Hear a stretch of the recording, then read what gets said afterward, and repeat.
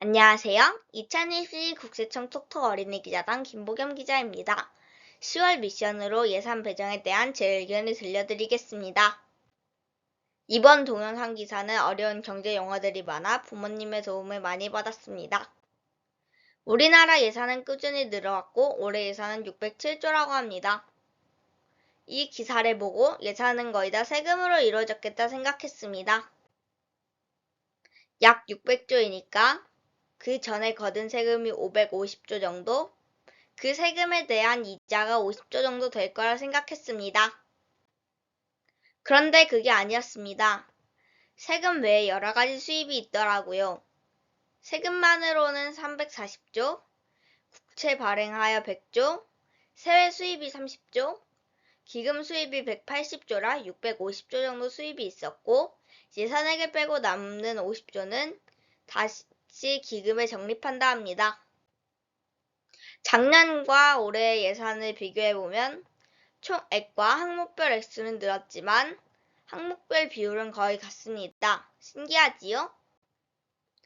취재 중 인상 깊은 기사를 보았습니다.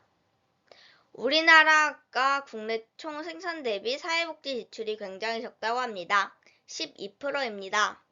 OECD 평균보다 한참 적네요. 그런데 사회복지 지출은 예산 대비 36%나 된답니다. 국내 총생산 GDP가 무엇인지부터 알아보아야겠습니다.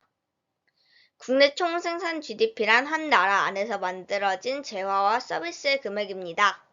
미국인이 우리나라에서 만들어낸 것은 우리나라 국내 총생산이 됩니다. 우리나라 사람이 미국에서 만들어낸 것은 미국의 국내 총생산이 됩니다. 하나 더 알고 넘어가야 하는 것이 국민 부담률입니다. 조세 부담률은 국내 총생산에서 세금이 차지하는 비율입니다.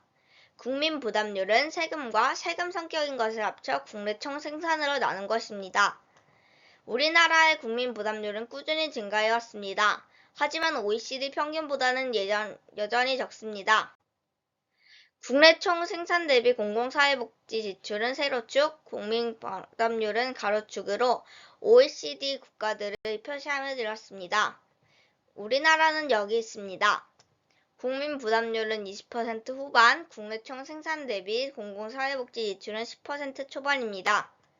우리나라는 부담이 적은 대신 복지도 적은 나라에 속합니다.